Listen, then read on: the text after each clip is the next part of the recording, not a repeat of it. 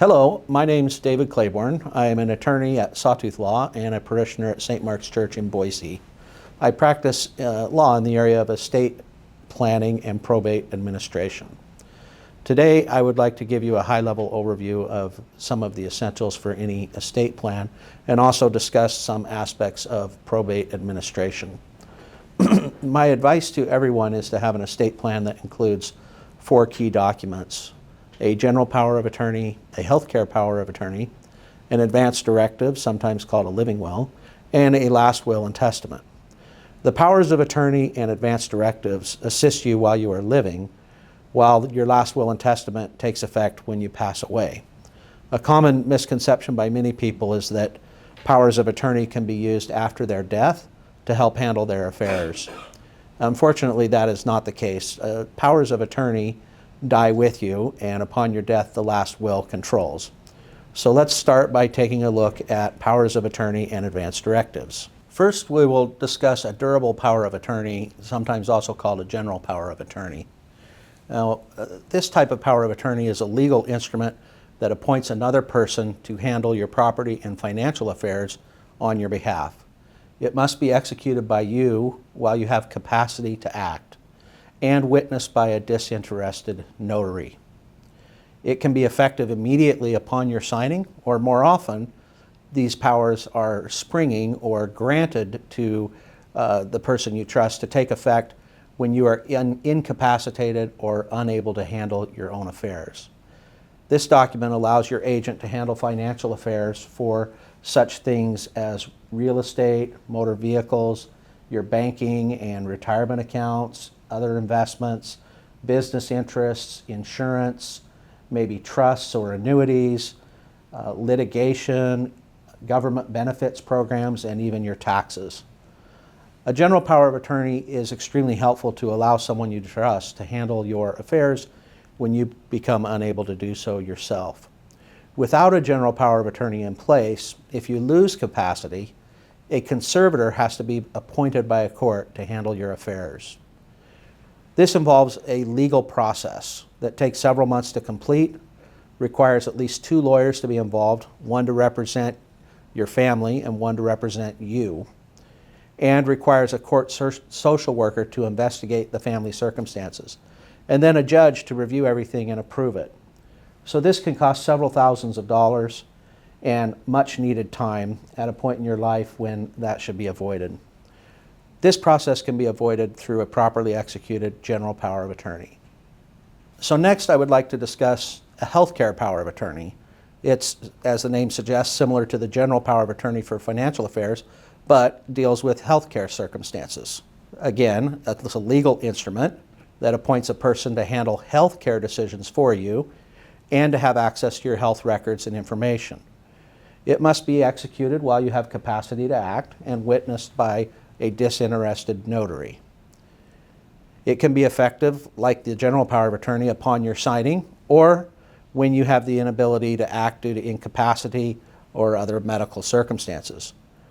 This instrument, the healthcare power of attorney, is used to ensure that someone you trust can talk to your doctors, understand your medical condition, review your records, and make medical decisions on your behalf when you are unable to because you might be incapacitated, incompetent, disabled, or simply unable to communicate. It allows your agent to talk to your medical team, to look at records and approve or reject medical orders. So without a healthcare power of attorney in place, if you lose capacity or are unable to communicate, a guardian has to be appointed by a court to be appointed to manage your health care. This is much like the conservator process I just explained for a general power of attorney. So it is a legal proceeding taking several months to complete, involving multiple lawyers, social worker, and a judge to approve a family member or some other person to be your guardian. Again, all of that can be avoided with a properly executed healthcare power of attorney. Oftentimes with the healthcare power of attorney, you might also execute an advance directive or living will.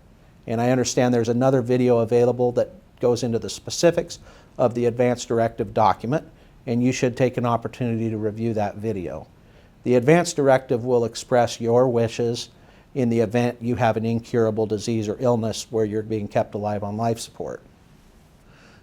Up till now, we've discussed the documents needed to assist you while you're alive, the powers of attorney and the advance directive. Let's now turn to talk about the document that's important after your death, which is your last will and testament.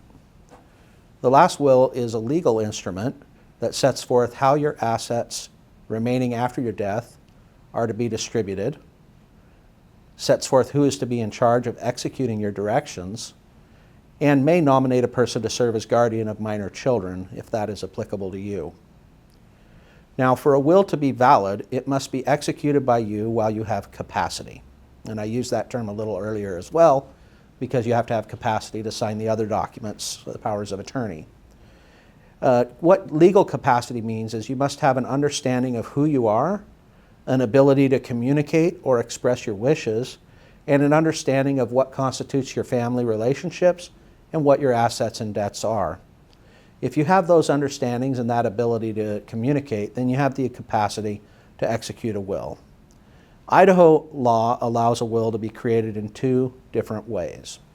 The most common method of will creation is to have a typed up will setting forth your wishes and directions that is signed by you, witnessed by two disinterested persons, and sometimes even notarized. A disinterested person means that they are not a beneficiary of your estate, they are not your executor of your estate, and that they're not a member of your family.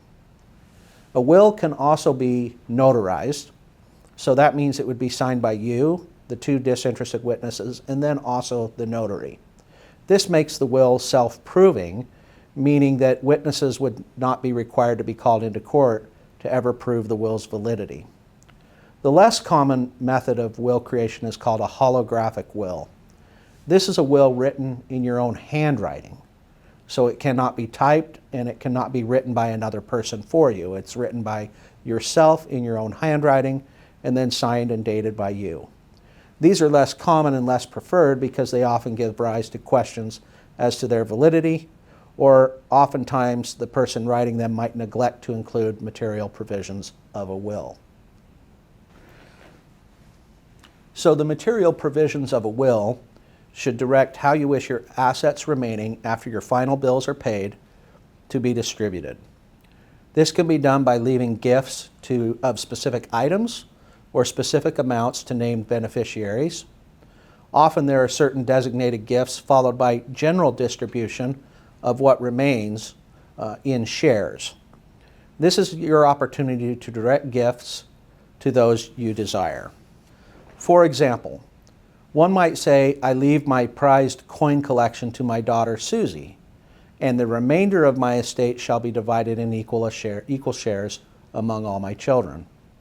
Another example might be, I leave $20,000 to the Roman Catholic Diocese of Boise, and the remainder of my estate shall be divided in equal shares among all my children. So as you can see, there's quite a bit of flexibility in how the gifting be done, but you have the ability to name specific amounts or items to those that are important to you, and then the ability to make a general gift of the residue of your estate in shares or to a specific person or entity. The decision of the gifts to be made should be made by you, without influence of others, and with advice of trusted financial or legal advisors. The will also needs to direct a person to serve as executor of the will. This is the person to be in charge of paying your final bills and making your requested gifts. The law calls this person a personal representative. It can be any person you trust. Many times people inquire of whether they need a living trust. Using a trust complicates things and in most cases adds costs to developing an estate plan. Idaho has adopted the Uniform Probate Code, which allows in most cases for informal estate administration. So probates are not extremely costly and time-consuming. Creating a trust just to avoid probate makes little sense under our modern probate laws. In most circumstances, a trust is not needed, but there are advantages if you own real property in more than one state, because that would require a probate in every state you own property in. So where people own property in more than one state, trusts can be beneficial to avoid the multiple probate process.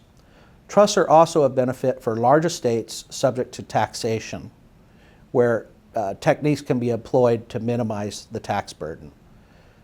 Under current law, an estate tax would kick in at around $13 million for an individual or $26 million for a married couple.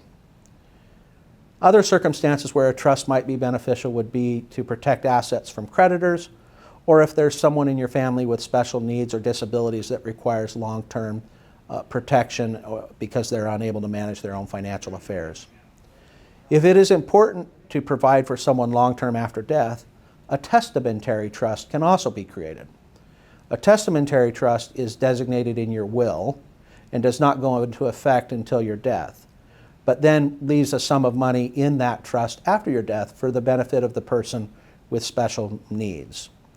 The decision to employ a trust should only be made with advice from a financial advisor and an attorney. In most cases, a will be sufficient. So let's briefly discuss how an estate gets administered under a will after a person's death. After death, a probate proceeding of some type is usually required to put someone in charge of fulfilling your will or dividing your assets if you have no will. It only has to be done to deal with probate assets. In Idaho, assets that do not have to be probated are any assets that transfer or pay on death by law or contract. This is usually financial accounts like bank accounts or retirement accounts or life insurance. So anything like that where you have a payable on death clause, that is not a probate asset and will transfer to your named beneficiaries automatically upon your death. A probate is also not needed if the value of your estate is under $100,000 and does not include any real estate. So where there are probate assets, so where there is real estate or where there are assets exceeding $100,000, a probate is needed. In the probate, the court appoints the personal representative, the executor, to handle and manage your estate and probate assets. This person takes control of all of your property, pays all your debts and final expenses and final taxes, and then makes the gifts as you have directed in your will.